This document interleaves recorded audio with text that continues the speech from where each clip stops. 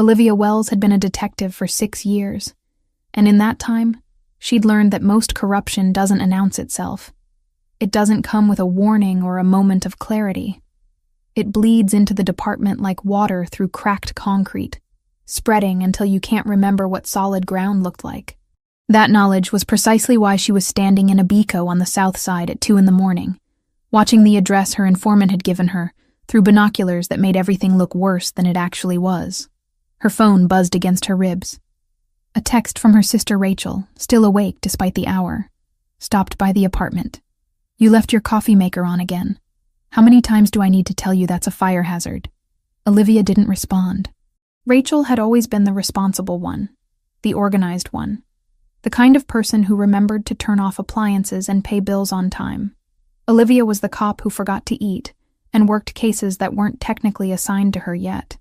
Rachel was the only family she had left after their parents died 8 years ago, and that fact pressed against Olivia's chest like a weight whenever she thought about it too long.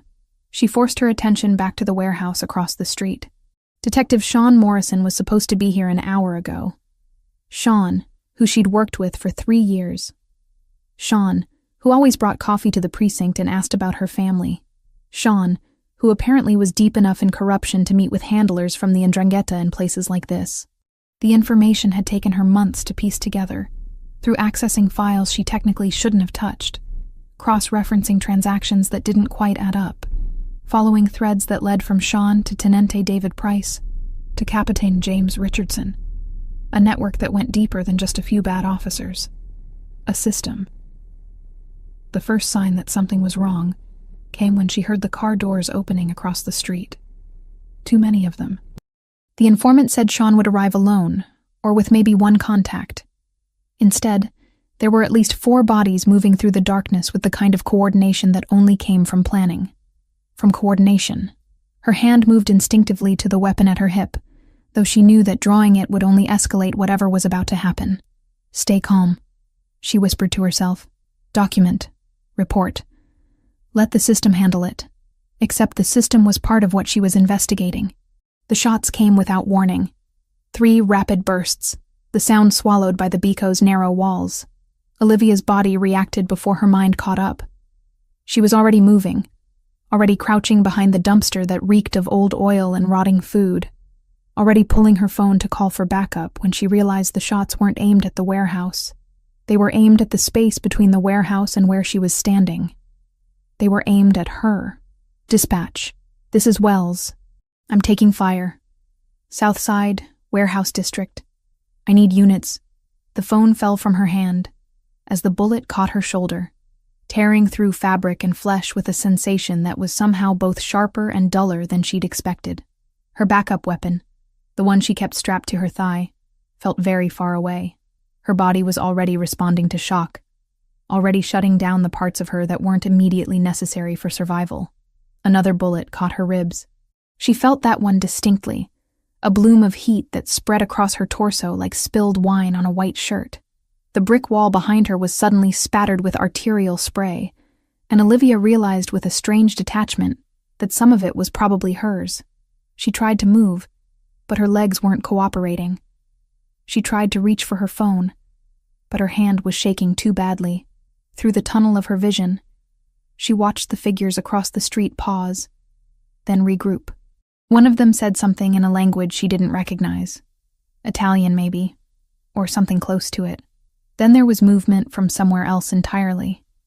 A different car, pulling up fast with the kind of aggressive engine sound that meant money and intent. The figures scattered like disturbed insects, melting back into their vehicle with a speed that suggested they'd been trained for extraction.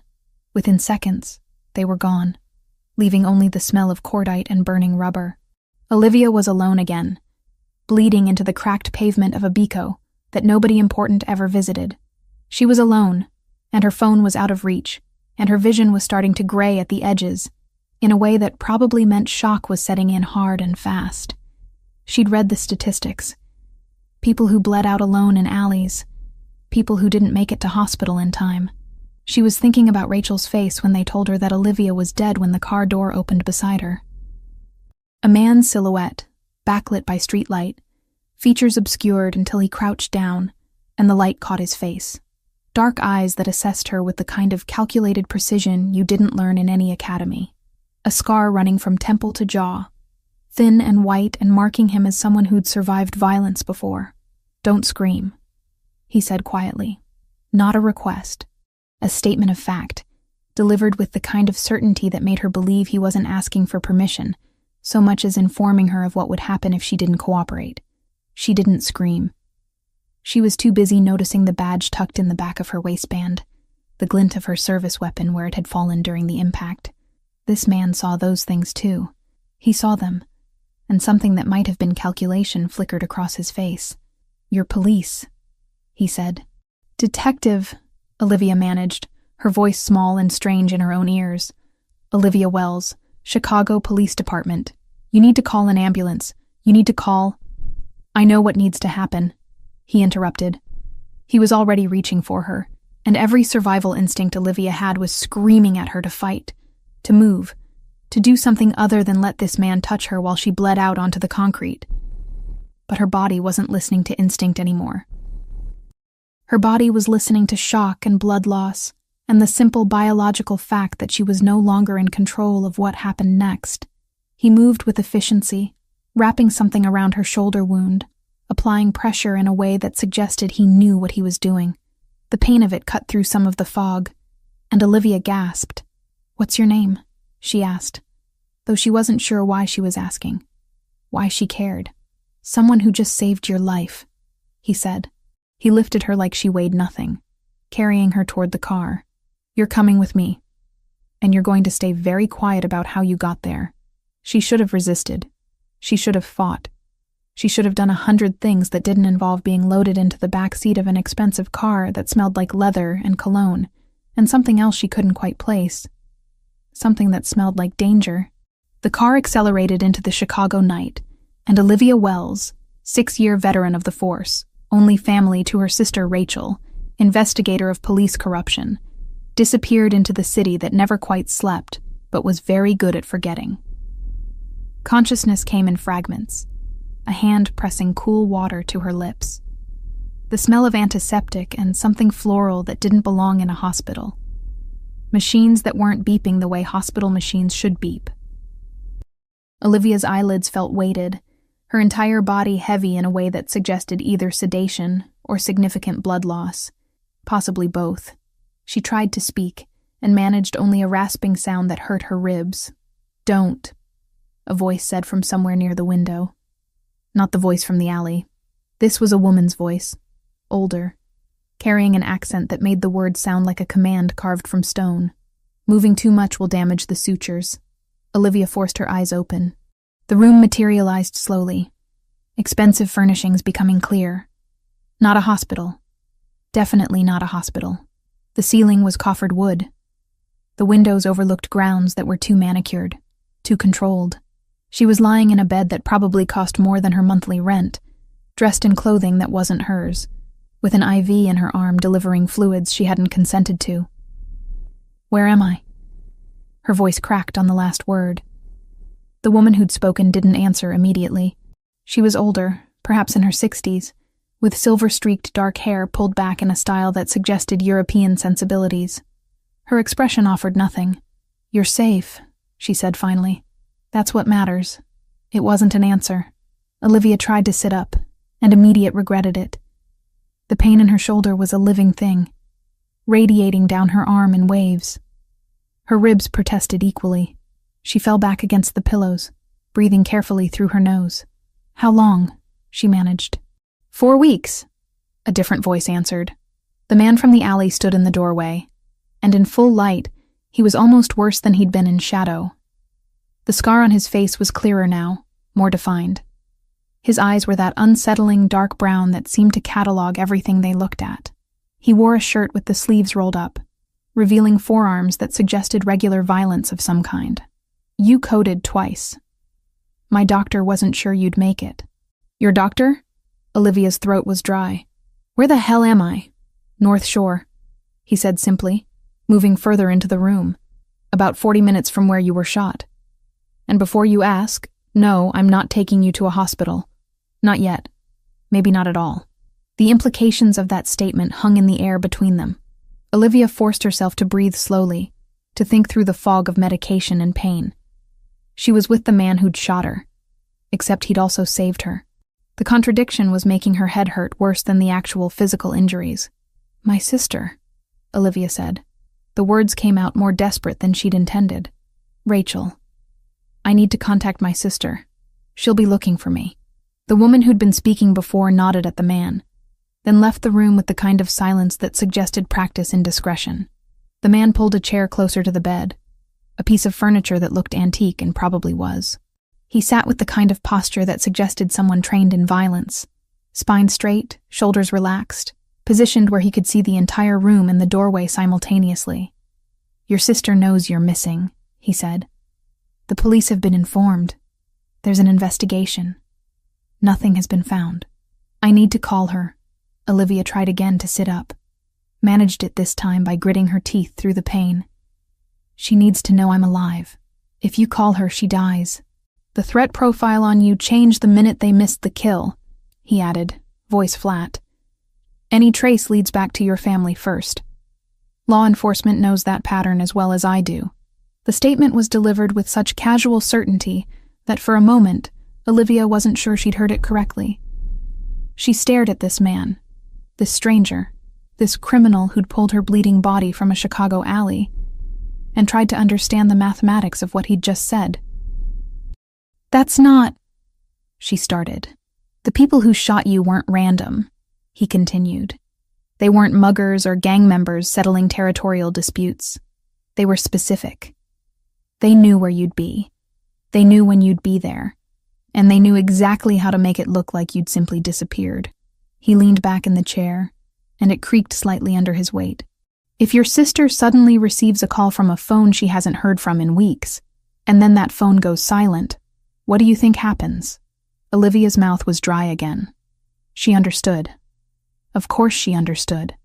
The people who wanted her dead would use Rachel as leverage, would use Rachel as a way to finish what they'd started in that alley. "How do you know all this?" she whispered. "Because I know who tried to kill you," he said, "and I know why." He stood and moved to a desk that Olivia hadn't noticed before, pulling out a tablet that glowed in the afternoon light. When he returned, he showed her the screen. Bank transfers, communications intercepted. Names and dates and amounts that added up to something so large and so systematic that it couldn't be anything but organized corruption. Detective Sean Morrison, Tenente David Price, Captain James Richardson, her people, her colleagues, her friends. "These are active transfers," the man said, pointing to dates that coincided with operations Olivia had worked. "Payments for specific services, corridor access, early warnings about raids, blind eyes turned to certain shipments coming through the docks." He let that sink in, then continued. "Your investigation threatened them. Not slowly, immediately. And they decided the simplest solution was to eliminate the threat." "Who are you?"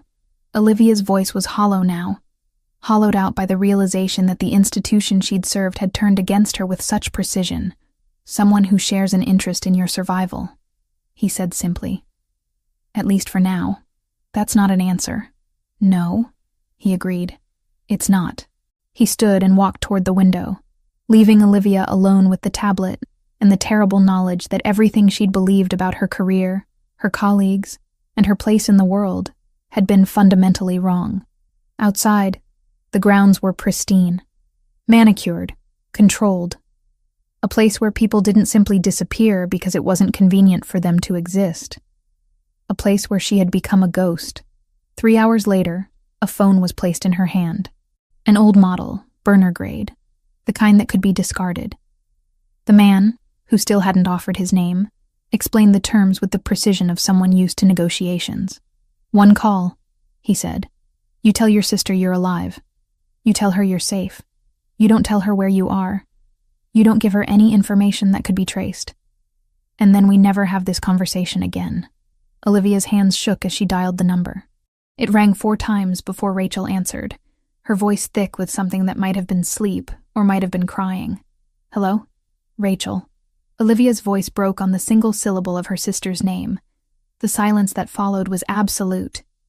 Then, "Olivia? Oh my God, Olivia, where are you? The police said, everyone said you were—" "I'm alive," Olivia said quickly, aware of the man watching her from across the room. "I'm safe. I can't explain right now, but I need you to listen to me very carefully." Yes, I'm listening. I'm here. Where are you? I'm coming to get you." You can't," Olivia said, and it was the hardest sentence she'd ever spoken. "Rachel, you need to listen. I can't contact you again. Not yet. Maybe not for a long time. And if you try to find me, if you try to tell anyone that I've called, it puts you in danger. Real danger. Liv, that's insane. That's crazy talk. You need to come home. You need to tell the police. The police are part of the problem," Olivia said. She watched the man's expression shift slightly, something that might have been approval flickering across his face. "Just trust me, Rachel. Trust that I'm doing what I have to do. Trust that I'm alive and I'm going to stay that way. But you have to let me go." Rachel was crying now, the sound of it cutting through the phone line like razors.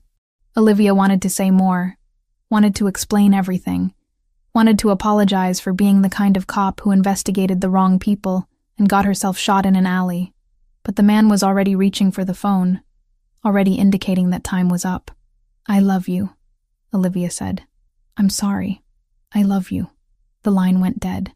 The man powered off the phone and removed the SIM card, then burned it in a small dish on the desk while Olivia watched.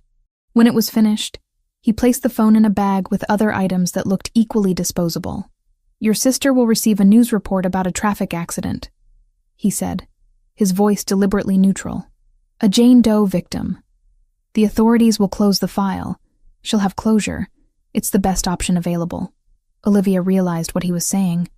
Her parents had died in a car accident. Rachel had already buried that particular grief. Now, she was going to have to bury it again. "Who are you?" Olivia asked again. But the man was already leaving, and she understood that some answers weren't coming today. The room was quiet after he left. Through the window, she could see the grounds outside, perfectly maintained and utterly isolated. She was alive, but she was also gone. As far as everyone who knew her was concerned, Olivia Wells had ceased to exist. The woman lying in this expensive bed in this impossible house was something else entirely, something new, something that didn't have a name yet, but would need to find one quickly, if she had any hope of surviving what was coming. Recovery happened in stages that had nothing to do with linear time. One day, Olivia could barely lift her arm without white-hot pain spreading across her torso. The next day, the pain was still there, but she could move further. By the end of the second month, she was walking the perimeter of Franco's study without using the walls for support. By the end of the fourth month, she could almost forget that bullets had ever pierced her body at all. The man, Franco Ravellini, as she'd eventually learned his name, moved through the mansion with the kind of deliberate purpose that suggested he owned not just the building, but the very air inside it. He appeared at irregular intervals, always when Olivia was least expecting him. A woman who worked for him, someone named Rosa, who was older and European and spoke very little, brought meals on trays and changed bandages with clinical precision. But Franco was the one who monitored recovery, who asked questions about pain levels and mobility, who arranged for a physical therapist to visit 3 times weekly. It was during one of these sessions, with Franco observing from a leather chair near the window, that he finally made his proposal. "I need information," he said, not bothering with preamble. The therapist had left an hour earlier, and Olivia was seated on the edge of the bed, rotating her shoulder through a series of movements that still hurt, but hurt differently than they had before. Information about what? Olivia knew better than to play naive, but she also wasn't going to make assumptions about what he wanted. Police infrastructure, systems, how access is granted and denied, which protocols are actively monitored and which ones are older, more vulnerable. He leaned back in the chair, and the leather creaked beneath his weight. Protocol changes, personnel rotations, which officers have access to what databases and why. Olivia stopped rotating her shoulder. "You're asking me to compromise police systems. I'm asking you to explain how police systems work," he corrected. "I have people who can do the technical work." What I need is context. The way a police officer thinks about security, where vulnerabilities exist because of procedure rather than technology. No. The word came out faster than she'd intended. I'm not going to help you infiltrate anything. Franco didn't react to the refusal the way she'd expected. He didn't threaten. He didn't pressure.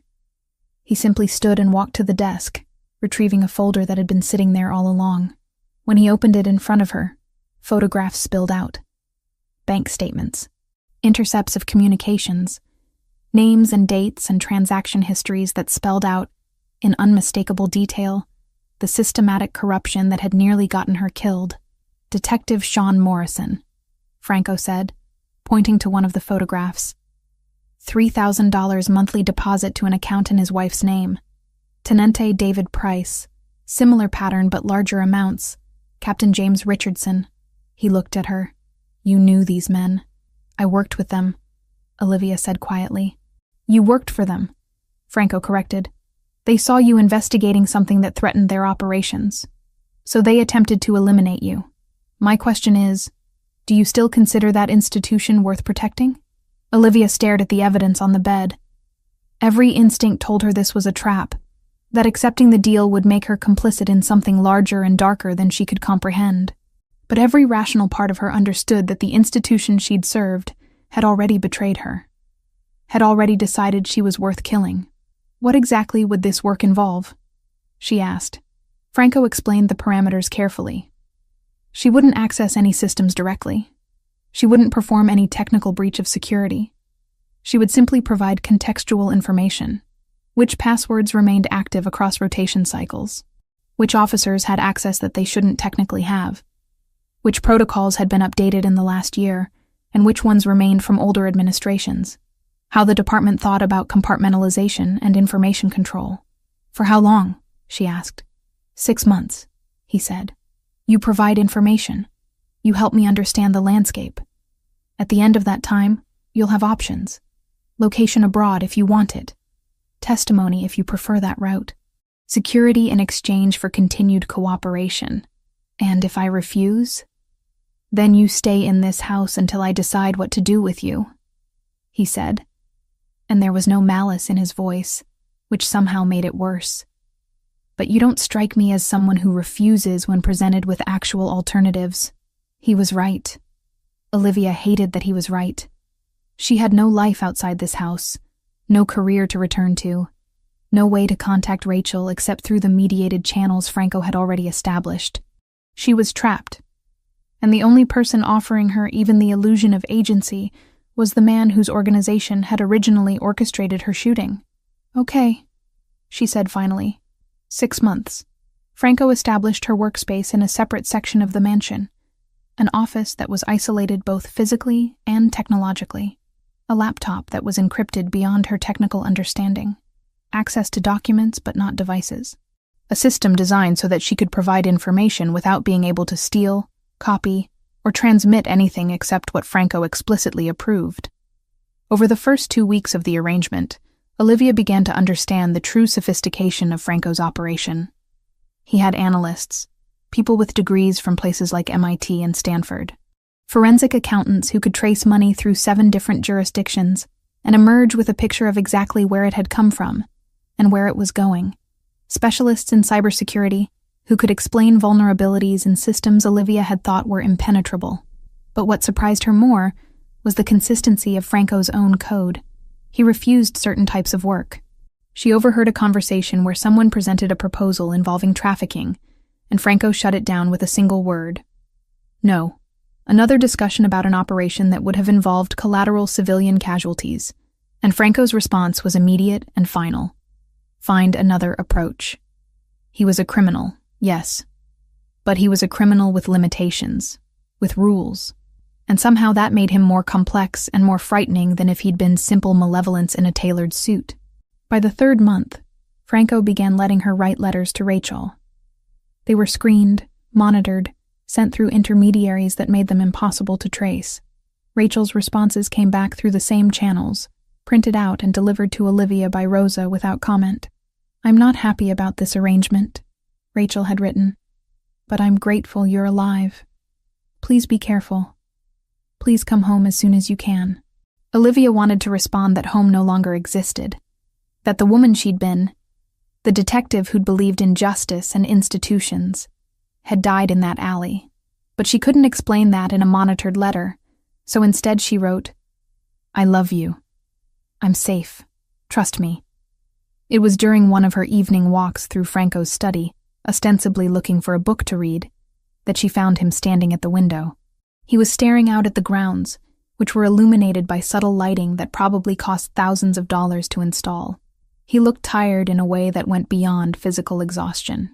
"The work you're doing," he said, without turning around. "It's accelerating some timelines. I've been able to identify vulnerabilities I didn't know existed." "Is that good?" she asked. "It's efficient," he said. "There's a difference." Olivia stood near him, close enough to see the scar on his face more clearly. It was older than she'd realized, puckered slightly where it had healed. A reminder of violence survived. "Why do you do this?" she asked. "The criminal enterprise, the control, all of it?" Franco turned to look at her, and for a moment his expression was completely open, vulnerable in a way that seemed impossible for someone like him. "Because I never had a choice," he said. "I was born into this, raised in this, and by the time I understood what it was, I was already too entangled to leave." He turned back to the window. "You, on the other hand, chose to be a police officer. You chose an institution, and then that institution tried to kill you. So now you have a choice I never had. You can build something different, if you're willing to do what it takes." Olivia realized, standing beside him in that study with the city lights spread out before them, that her understanding of Franco had shifted. She didn't trust him, not yet, but she was beginning to see him not as a monster, but as a man trapped in a system he'd inherited, operating according to rules he'd learned young and learned well. The thought terrified her more than any explicit threat ever could. 2 more months passed in this strange arrangement. Franco and Olivia found themselves having conversations that had nothing to do with police infrastructure or criminal operations. They talked about music she'd grown up with and music he preferred.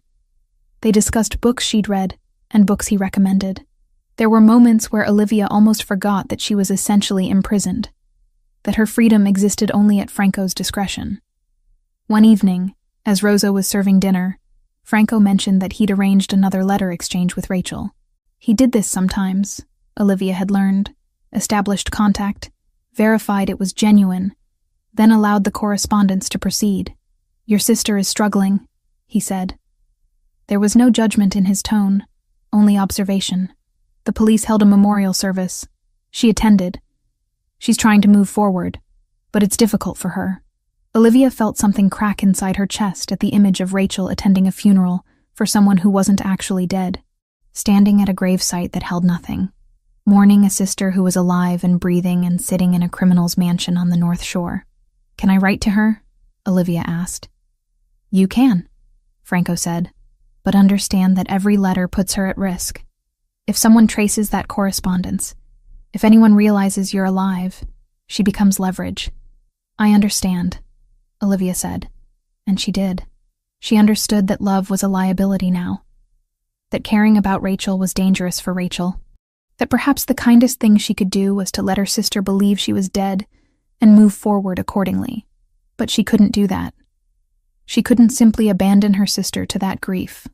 So, she wrote a letter, a careful, coded letter that said nothing explicit but conveyed everything important, that she was alive, that she was safe, that she loved Rachel, and that Rachel needed to stop looking for her because continuing to search would only bring harm. "This is wise," Franco said, reading the letter before it was sent. "You're protecting her by being honest about the situation." "I'm abandoning her," Olivia said bitterly. "No," Franco said. "You're recognizing that some situations don't have good solutions, only varying degrees of acceptable loss." Olivia wanted to hate him for saying it so plainly, but she couldn't, because he was right. And the fact that he was right, that she was beginning to see the logic in his worldview, was perhaps the most terrifying development of all.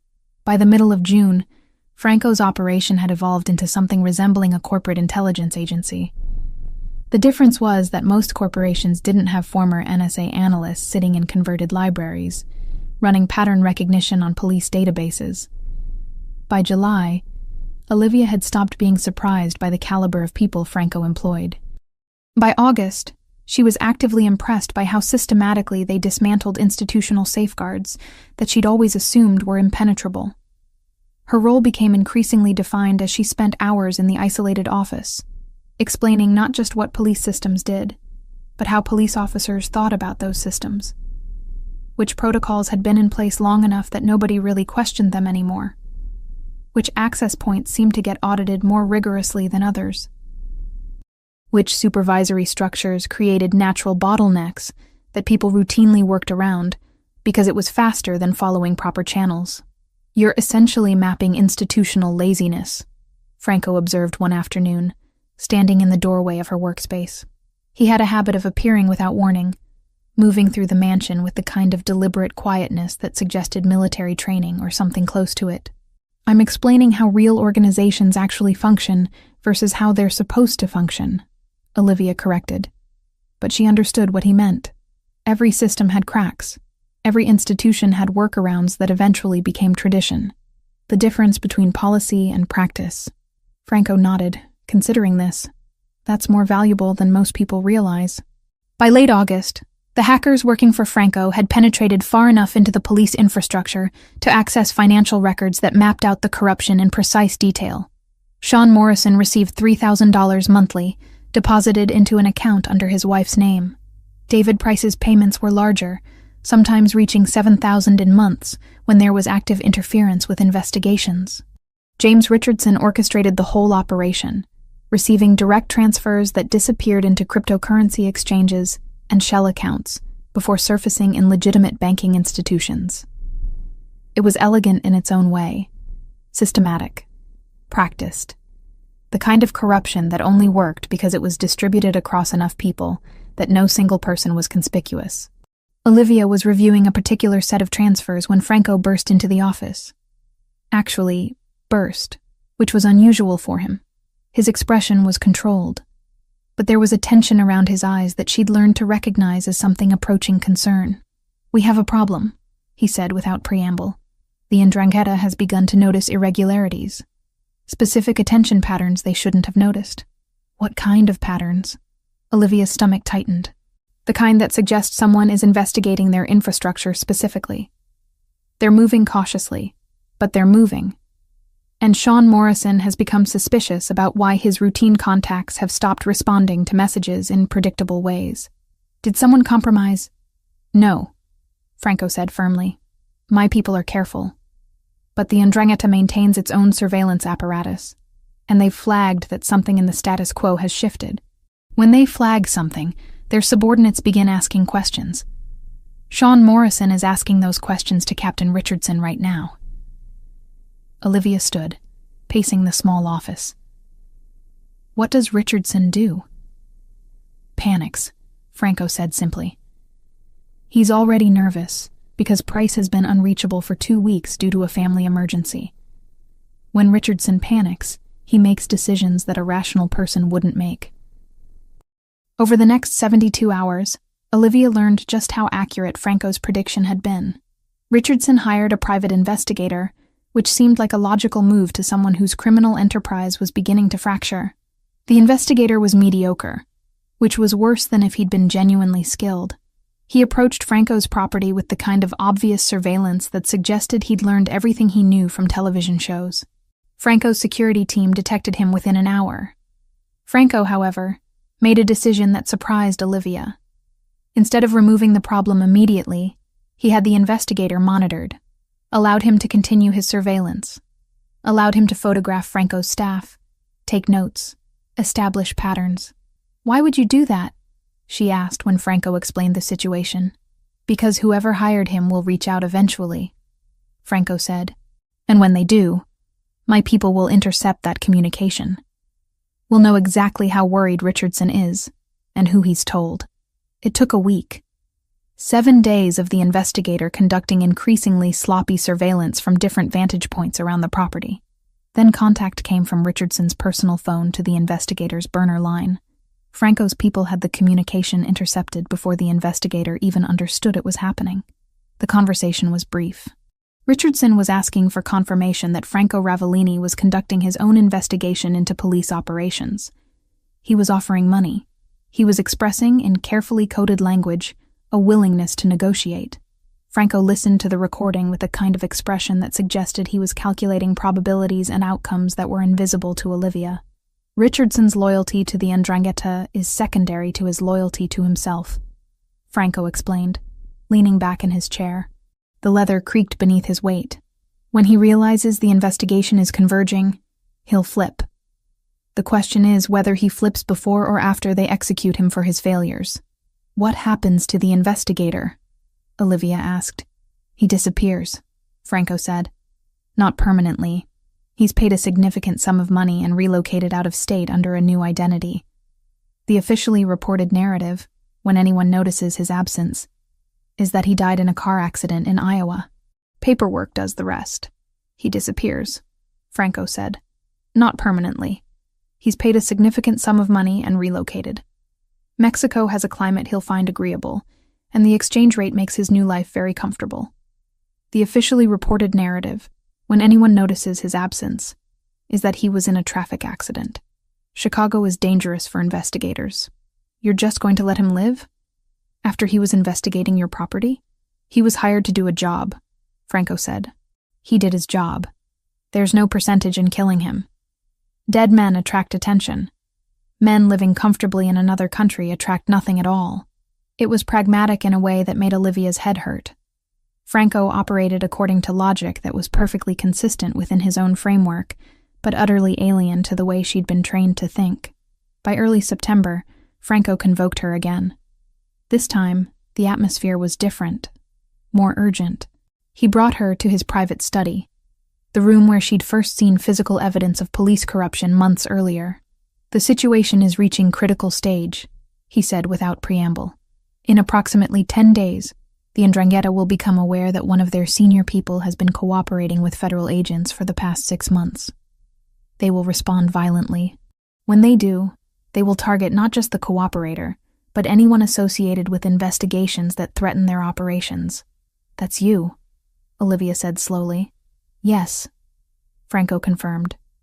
And therefore indirectly, that's you. He outlined the situation with brutal clarity. Multiple investigations were converging on the police corruption network. The 'Ndrangheta was destabilizing. Federal agencies were beginning to move. The situation that had been manageable 3 months ago was becoming exponentially more dangerous. I'm offering you 3 options, Franco said. His voice was steady, but there was something underneath it that Olivia had learned to recognize as genuine concern. First, I move you to a secure location outside the country. You disappear completely. New identity, new life, no contact with anyone you've ever known. You're safe that way, but you're also gone. Second option? She asked, though part of her already knew. You go to the FBI, he said. You provide testimony about what you've discovered. You enter the Federal Witness Protection Program. You'll eventually be able to have limited contact with your sister. You'll have legal standing to rebuild some form of life, but you'll be forever entangled with the system that tried to kill you. And the third? Franco stood and walked to the window, looking out at the grounds that were beginning to transition from summer to autumn. We continue as we are. I protect you. You provide information. We navigate whatever comes next together. But understand that this option is the most dangerous. For both of us. Olivia felt the weight of the decision settling on her shoulders. Every option represented a different death of sorts. The death of her freedom, the death of her past, or the death of her safety. I need to think about this, she said finally. You have 48 hours, Franco replied. After that, the decision becomes made for us by external circumstances, and those decisions are rarely the ones we would have chosen for ourselves. He turned to look at her, and for the first time, Olivia saw something in his expression that went beyond calculation or strategy. Vulnerability, maybe. Or something that was trying very hard to look like concern, but was afraid of being rejected if it revealed itself too openly.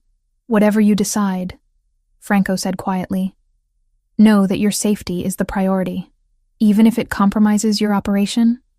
Olivia asked. Especially then, he said, and she believed him. Olivia stood on the balcony that overlooked Franco's grounds, watching the autumn light turn the manicured landscaping into something almost unreal. It was 3 a.m, and she hadn't slept in 36 hours. The deadline Franco had given her was approaching like a storm system on a weather map. Inevitable and impossible to outrun. She heard him before she saw him. Franco had a way of moving through the mansion that was almost supernatural in its quietness. The result of decades spent in environments where being heard first meant being dead first. He joined her at the railing without speaking, standing close enough that she could smell the cedar cologne he wore, expensive and understated. "You haven't decided," he said. It wasn't a question. "I've decided," Olivia replied. "I just haven't told you yet." Franco was silent for a long moment.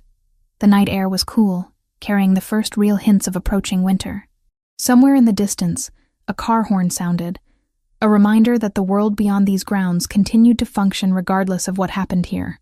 "I could make the choice for you," Franco said finally. "Move you somewhere you'd be safe.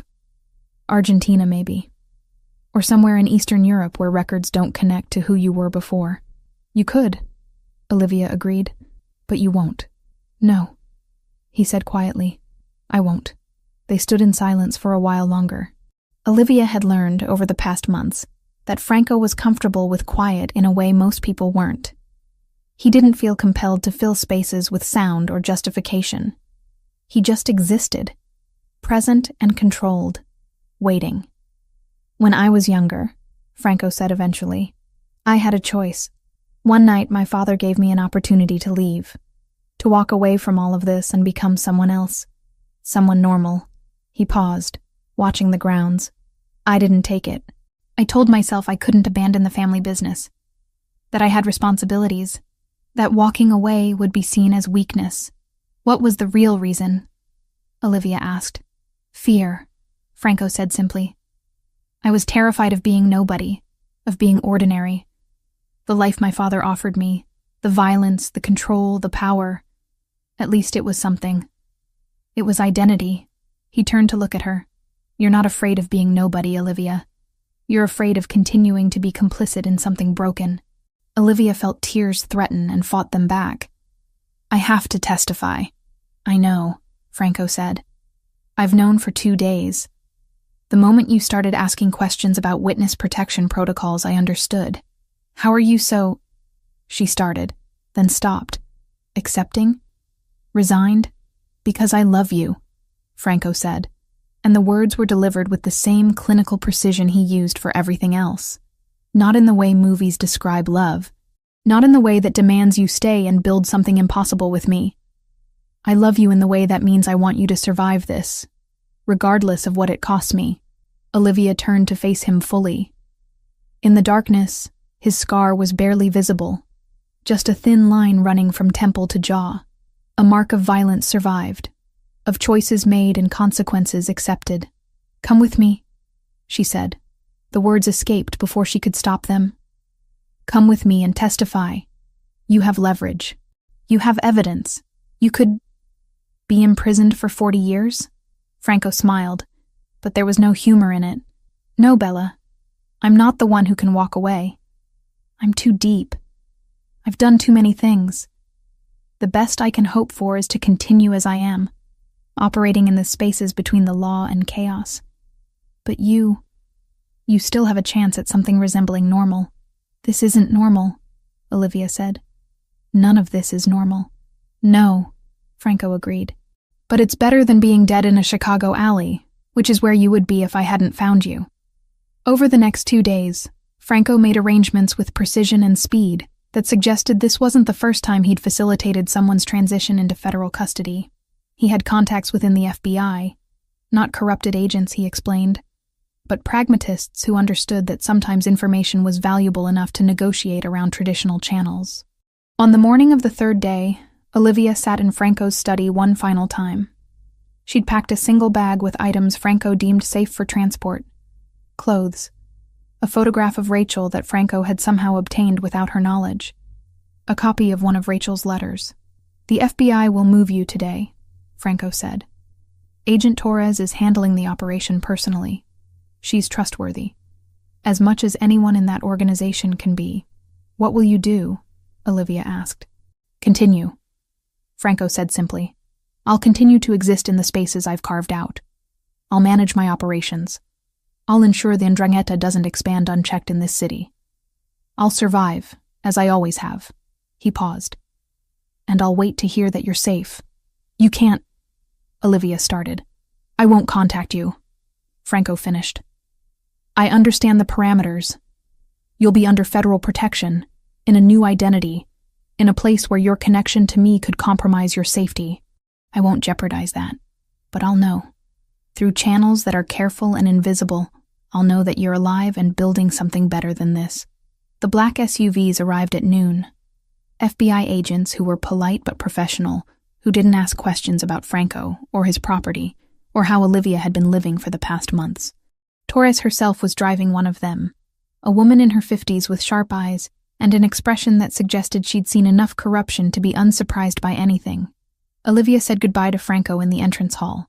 Rosa was there, watching with the kind of expression that suggested she understood more than she let on. Franco looked like he always did, controlled, composed, utterly present. Goodbye, Olivia said. Not goodbye, Franco corrected. Never goodbye. Just, for now. The drive to the safe house took 6 hours.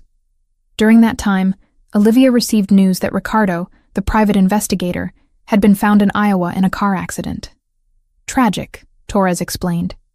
Terrible luck. Olivia understood the message Franco was sending. Loose ends were being tied up. Witnesses to her disappearance were being managed. He was clearing the board to protect her testimony.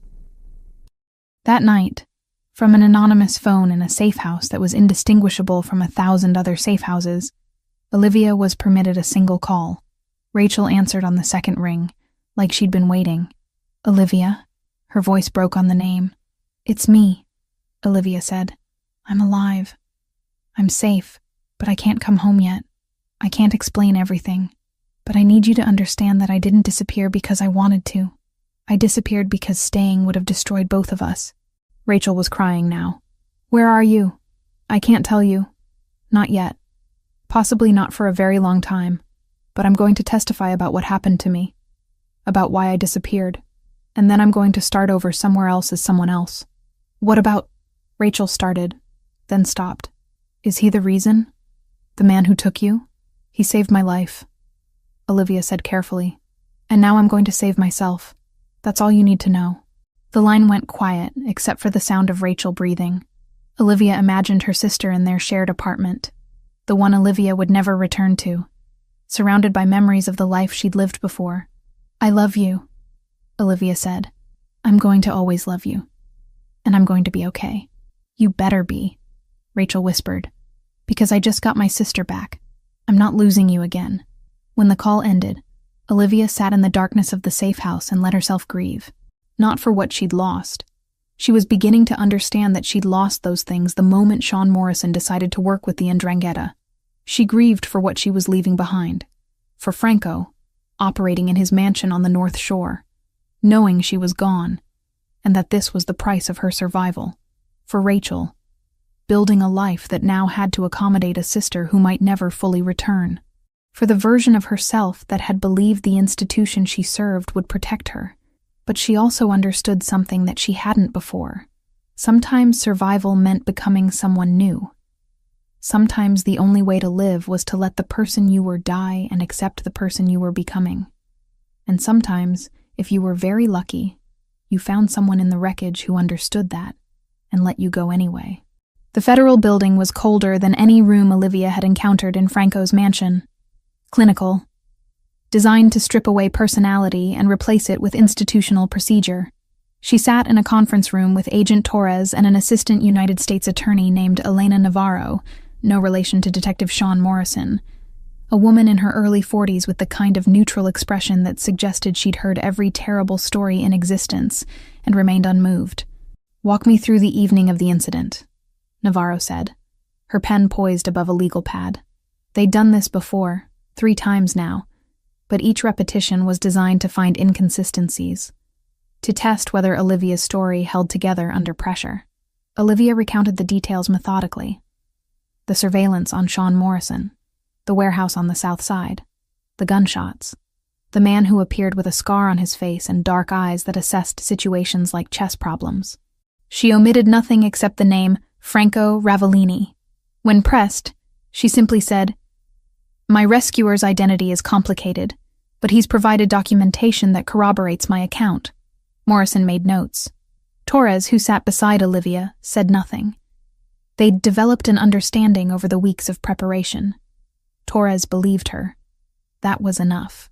The grand jury hearing occurred on a Tuesday in October, 8 weeks after Olivia had left Franco's mansion. She testified for 4 hours, describing the investigation she'd been conducting, the names she'd discovered, the systematic corruption within the Chicago Police Department. The jurors listened with the kind of focused attention reserved for stories that shattered assumptions about institutions people trusted. Sean Morrison was indicted on October 18th. David Price on October 22nd. James Richardson on November 1st. Each indictment was more damaging than the last, revealing not isolated corruption, but a network of officers who'd systematized their betrayal into something resembling a business operation. The media descended on Chicago like vultures, recognizing fresh carrion. News vans camped outside police headquarters. Reporters shouted questions that nobody was authorized to answer. The narrative that emerged was compelling. A young female detective had discovered corruption reaching into the highest levels of her department, had been attacked because of her investigation, and had emerged to testify against her own colleagues. Internally, prosecutors were careful to note that Assistant U.S. Attorney Elena Navarro bore no connection to Detective Sean Morrison. What the media didn't know was that the primary evidence came from a criminal organization's analysis of police infrastructure. They didn't know that a Mafia boss on the North Shore had orchestrated the entire revelation. That absence of knowledge was deliberate, protected by federal agreements that Olivia suspected would never be made public. Rachel received visitors from the Chicago Tribune in early November. Journalists wanting to speak with the sister of the missing detective, who'd turned out to be alive. Rachel, who'd spent months in genuine mourning, answered their questions carefully. Yes, she was relieved her sister was alive. No, she couldn't discuss specific details. Yes, she was proud of Olivia's courage. The photograph that emerged from one of those interviews showed Rachel standing in her studio, surrounded by half-finished restoration projects. She looked smaller than Olivia remembered, diminished by the weight of believing someone dead, and then discovering they'd simply disappeared into a different kind of grave. When Olivia called her that night, Rachel didn't ask where she was or what was happening. She simply said, "I'm proud of you. I hate this, but I'm proud." The trials began in January and stretched into May. 8 months of testimony, evidence presentation, and legal maneuvering. Olivia appeared in the courtroom 3 times, her testimony forming the foundational narrative of how the corruption had been discovered. She sat in the witness box while defense attorneys attempted to undermine her credibility, attacked her methodology, suggested her investigation was personal rather than professional. She held steady. She'd been trained to withstand interrogation. What she hadn't been trained for was watching people she'd known for years be convicted on her testimony. Sean Morrison received 8 years. David Price received 10. James Richardson received 12, the longest sentence because he'd orchestrated the entire operation, and, more significantly, because evidence suggested he'd personally ordered her death. When the gavel came down on Richardson's sentencing, Olivia felt something that wasn't satisfaction and wasn't relief. It was the strange emptiness that followed when violence stopped, but nothing healed. Agent Torres met her afterward in a quiet office. "The department is in chaos," Torres said. "There's an interim leadership team. Reform measures are being implemented. It's not perfect, but it's movement." "And Franco Ravellini?" Olivia asked, though she knew the answer. "Remains under investigation," Torres said carefully. "But without direct testimony against him, prosecution becomes complicated. The evidence you provided about police corruption doesn't directly implicate him in criminal activity. It simply shows he has information about that corruption." Olivia understood. Franco had orchestrated everything with enough distance that plausible deniability remained intact.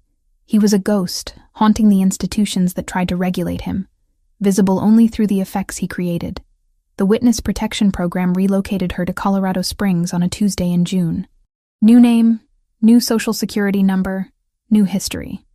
Sarah Mitchell, who'd worked in data analysis for technology companies and had no family connections in Chicago. The cover story was simple enough to verify but boring enough that nobody would look deeper. Her first apartment was small and anonymous. She bought furniture that was functional rather than beautiful. She established a routine.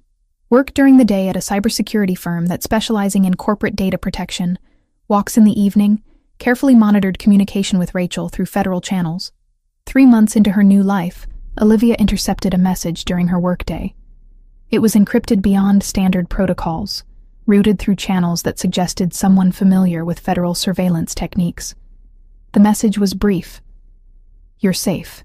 That's all that matters. F." She didn't respond. She couldn't respond. But she kept the message in a secure file that existed nowhere except in her memory. A reminder that even in absolute isolation, she wasn't completely alone. The call came through encrypted channels that the FBI's technical liaison had deemed acceptable for monitored conversation. It was June, exactly 1 year after Olivia had testified against James Richardson, and the timing felt deliberately orchestrated. Torres had arranged it, explained it as necessary psychological closure for a witness, whose life had been fractured into before and after. The phone in her hand felt foreign despite months of holding it. Her new apartment in Colorado Springs was silent except for the sound of her own breathing and the ambient hum of federal surveillance equipment that made everything feel slightly contaminated. When Franco's voice came through, it was different than she remembered. Or perhaps she was different than when she'd last heard it. Time did that to memories. Reshape them into something the mind could manage. "You're safe," he said, not a question. A confirmation of what he already knew. "I'm alive," Olivia replied carefully, aware that someone was listening on the line, transcribing, analyzing. "That's what we said would be the measure of success. The difference between life and safety is significant," Franco said. "I've spent considerable time learning the distinction." There was silence between them, the kind that didn't need to be filled with words. Olivia could see him standing in his mansion on the North Shore, looking out at grounds that represented everything she'd escaped from. Could picture the scar on his face, the controlled way he held his shoulders, the dimension of vulnerability he allowed himself only in darkness. "I can't contact you again," Franco said. "This conversation is already outside acceptable parameters. But I needed you to know something." "What?" Olivia's voice was barely above a whisper. "The Ndrangheta has been systematically dismantled over the past 18 months. Not by law enforcement. By someone who understood their operations well enough to eliminate them without creating the kind of collateral damage that would attract federal attention." He paused. "The man orchestrating that elimination has certain advantages in intelligence gathering, certain relationships with federal agencies that exist in places that official paperwork doesn't document." Olivia understood what he was telling her.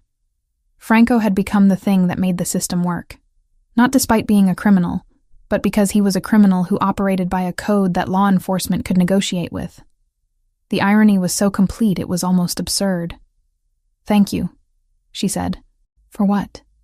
"For saving your life, for letting you go, for becoming something I never intended to be." Franco's voice carried no judgment, only statement of fact. "I did none of those things for gratitude. I did them because I love you. And love, real love, is sometimes demonstrated through absence." Torres cleared her throat somewhere on the line, indicating that the conversation needed to conclude. Olivia had perhaps 30 more seconds before federal protocol overrode everything else. "I'll never forget you," Olivia said. "You're not meant to forget," Franco replied. "You're meant to survive, build something, live in a way that makes my choices meaningful." The line went dead. The surveillance equipment powered down. Torres appeared in Olivia's apartment 3 hours later with a file that she placed on the kitchen table without speaking. Inside was a photograph, Franco's mansion. Exterior shots showing the architectural detail, the landscaping, the way it sat isolated on the North Shore like a statement about power and privacy. Rosa was visible in one photograph, standing near the gate. But Franco was not in any of them. He's disappeared, Torres said without preamble, completely off the grid. We have intelligence suggesting he's operating out of multiple countries, maintaining his organization while funding certain operations that benefit federal interests. You made a deal with him, Olivia realized. We made an arrangement, Torres corrected. He provides information about organizations that are more dangerous than he is. We don't prosecute him for crimes we can't prove anyway. It's pragmatic. It works. Does it work? Olivia asked. Torres considered the question. The 'Ndrangheta is significantly weakened. Several smaller organizations have been dismantled. We've prevented approximately 17 terrorist financing operations. From a purely statistical perspective, the arrangement has prevented more harm than it's caused. Olivia thought about Sean Morrison in prison, about David Price serving his sentence, about James Richardson, who'd ordered her death, now spending years in a federal penitentiary, about Rachel in Chicago, slowly rebuilding a life that had been shattered by her sister's disappearance and resurrection. None of it was clean. None of it was redemptive. But it was real, which meant it was better than the alternative. Rachel visited Colorado Springs in July. It was their first in-person meeting since Olivia had entered witness protection, facilitated by federal agents who maintained a discreet distance.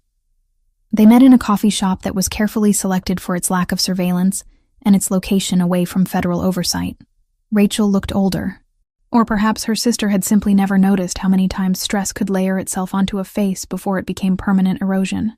He's a criminal, Rachel said without preamble. She had never been one for conversation preliminaries. Yes, Olivia confirmed. And he saved your life. Yes. Rachel stirred her coffee with deliberate slowness. I've been reading about the 'Ndrangheta, about how they've been systematically dismantled over the past 2 years, about how it seems like someone with inside knowledge has been feeding information to federal agencies. Olivia said nothing. She didn't confirm or deny. She simply drank her coffee and let her sister arrive at her own conclusions. You love him, Rachel said finally. I don't know if that's what I feel, Olivia replied carefully. I know that he saved my life when the institution I served tried to take it. I know that he let me go, because keeping me would have compromised who I was trying to become. I know that he's probably going to die in prison or in exile because of the choices he's made, and I know that I'll spend the rest of my life wondering about the roads not taken. Rachel reached across the table and took Olivia's hand. Her grip was tight, anchoring, real. I'm proud of you, Rachel said. I hate everything about this situation, but I'm proud of you for surviving it. That night, alone in her Colorado apartment, Olivia accessed a secure server through her work computer. The encryption was Franco's design, something that existed in spaces between legitimate security and criminal paranoia. There was a single message waiting in the inbox. The restoration project you mentioned before. The one your sister is working on. It's almost complete. She says the subject has become something new. Something with strength you can see in the eyes. Something that survived damage and used that survival as the foundation for something beautiful. I think that's the most honest portrait ever created. Olivia closed the laptop without responding. She didn't need to. Franco would know that she'd read the message. He would know that she understood what he was telling her about Rachel's restoration work. He would know that understanding was enough. Outside, Colorado Springs was transforming into evening. The mountains were beginning to glow with that particular light that only happened in late afternoon, when the sun was angled just right to illuminate everything it had previously hidden. Olivia stood at her window and watched the city shift from day to night, understanding finally that the woman she had been was truly gone. The woman she was becoming was still forming, still learning how to exist in a world that had fractured her and expected her to fit back together seamlessly. She would survive it. She would build something, and somewhere in Chicago, in a mansion on the North Shore, Franco would know that she had. That would have to be how they loved each other now. Through absence, through consequence, through the knowledge that sometimes the only way to save someone was to let them go. The investigative journalist named Marcus Holloway had been chasing the Chicago corruption story for 18 months before he finally had enough pieces to assemble into something resembling truth. His reportage appeared in the Chicago Tribune on a Tuesday in June, a comprehensive piece titled "The Woman Who Survived: How One Detective's Investigation Exposed Systematic Corruption and Changed a City." What Holloway didn't know, what he couldn't possibly know without being part of the federal investigation apparatus, was that the primary evidence came from a criminal enterprise's analysis of police infrastructure. He constructed the narrative around Olivia Wells as the hero of the story, a dedicated officer whose investigation had threatened powerful people and nearly cost her everything. The narrative was compelling because it was partially true. The article triggered a cascade of additional reporting. Other journalists began examining the police department with fresh skepticism. The city council demanded answers. The mayor called for comprehensive reform. By the time the story reached national news outlets, it had mutated into something larger than police corruption. It had become a referendum on institutional failure, on the ways that systems designed to protect citizens instead protected the criminals within their ranks. The Chicago Police Department descended into something resembling organizational chaos. New leadership was brought in from outside the department. Investigation protocols were rewritten. Training procedures were revised. The reform was incomplete and imperfect, implemented by people who fundamentally didn't want to be reformed, but had no alternative when the spotlight became too bright to hide from. Rachel Wells sat in her studio in Pilsen when the Tribune reporter called requesting an interview with Olivia's sister. She declined politely, but thoroughly. She didn't offer commentary on her missing sister's bravery or her own experience with loss. She simply said that the matter was closed and hung up the phone. But she did something else. She sat down in front of the 19th century portrait she'd been restoring for nearly 2 years, and she looked at it with new eyes. The woman in the painting had survived something that should have destroyed her. The artist who'd originally created the work had captured something essential in those eyes. Resilience, determination, the particular strength that only came from being broken and choosing to rebuild anyway. Rachel took photographs of the finished restoration and sent them through the secure channels that connected her to her sister. The accompanying note read, "I finished. I think you'd like what he became." In Colorado Springs, Olivia received the photographs on a Tuesday evening and understood immediately what Rachel was communicating. The portrait showed a woman who'd been damaged, but who'd transformed that damage into something that resembled dignity. It was Rachel's way of saying that she understood, that she had processed the grief of losing a sister who was alive but unreachable, that she had built something from that grief. Olivia worked in cybersecurity for a firm that specialized in corporate data protection. Her job was to identify vulnerabilities in systems before criminals could exploit them. The work was satisfying in a way that police work had never been, because it operated without the moral ambiguity that came with serving an institution that could betray you. In September, 15 months after leaving Franco's mansion, Olivia intercepted a communication during work that made her stop breathing. It was encrypted beyond her company's standard protocols, routed through channels that suggested someone familiar with federal surveillance techniques. The message had been flagged in her monitoring system as a potential security threat, but she recognized the signature of the encryption immediately. Franco. The message wasn't addressed to her. It was directed toward an agent at the FBI, Torres specifically, regarding an operation against the Ndrangheta, intelligence about shipment routes, financial information that exposed money laundering operations, contacts and relationships that would eventually lead to the dismantling of an organization that had terrorized Chicago for decades. Franco was still operating in the shadows, still shaping outcomes that benefited institutions that officially opposed him. He existed in a space between law and chaos, neither fully criminal nor fully complicit with legitimate authority. He was the kind of power that democracies required but couldn't acknowledge, the necessary violence that prevented worse violence from taking root. Olivia closed her laptop and stared at her reflection in the darkened screen. The woman looking back at her was someone new, not the detective who'd been shot in a Chicago alley, not the prisoner in Franco's mansion. Someone constructed from the pieces of both, integrated into something that resembled purpose. She thought about Franco in whatever location he now inhabited, probably monitoring communications that proved she was alive, understanding her world the way she was learning to understand his. They would never contact each other directly. Federal law prohibited it, but they would always know. through encrypted channels and intercepted communications and the simple fact of her survival. They would always know that the other had mattered. That night, Olivia received a news alert on her phone. A joint federal and local operation had arrested 16 members of the Ndrangheta in the Chicago area. Charges included money laundering, drug trafficking, and conspiracy to commit murder. The operation was described as the result of months of federal investigation and intelligence gathering from multiple sources. No one mentioned Franco.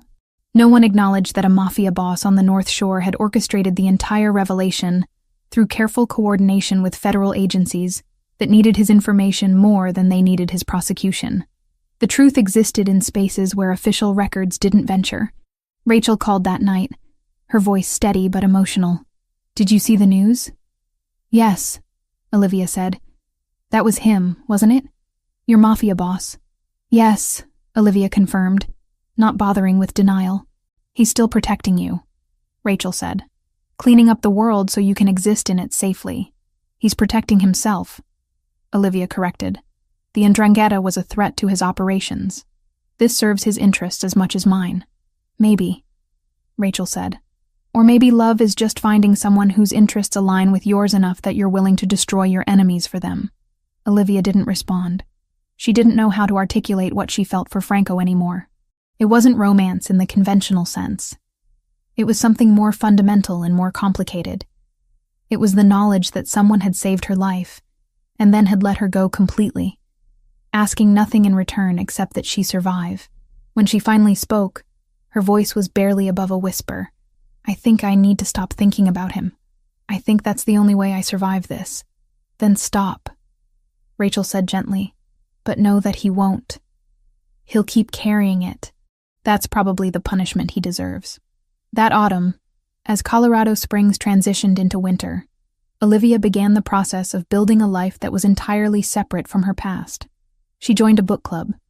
She volunteered at a local nonprofit that helped at-risk youth. She developed friendships with people who knew her as Sarah Mitchell, a cybersecurity analyst with no particular history worth examining. And once a month, at precisely the same time, she received a single encrypted message that said only, "Still alive." No signature, no request for response. Just confirmation that Franco knew she was surviving. That somewhere in the criminal underworld he inhabited, he was aware of her continued existence, and that awareness mattered to him. She never responded. She couldn't. But she always read the messages, and she always understood what he was communicating through those two words. That he loved her. That he was sorry. That this was the only way they could ever truly be together. Separated by law and circumstance, and the fundamental incompatibility of their worlds. Months would pass without contact. Then another message would arrive. Proof of persistence. Proof that some connections transcended distance and law and the attempt to forget. Proof that Franco Ravellini, criminal and protector, continued to exist in the spaces between institutions, ensuring that the woman he loved remained safe in a life he had built for her and then relinquished. And in Chicago, in a mansion on the North Shore, Franco stood at windows overlooking grounds that represented everything Olivia had escaped from. He waited for messages that never came. He read reports about her continued survival. He organized operations against the Ndrangheta and other organizations that threatened the delicate balance he maintained. He lived with the knowledge that he had made the only choice that mattered. He had let her go.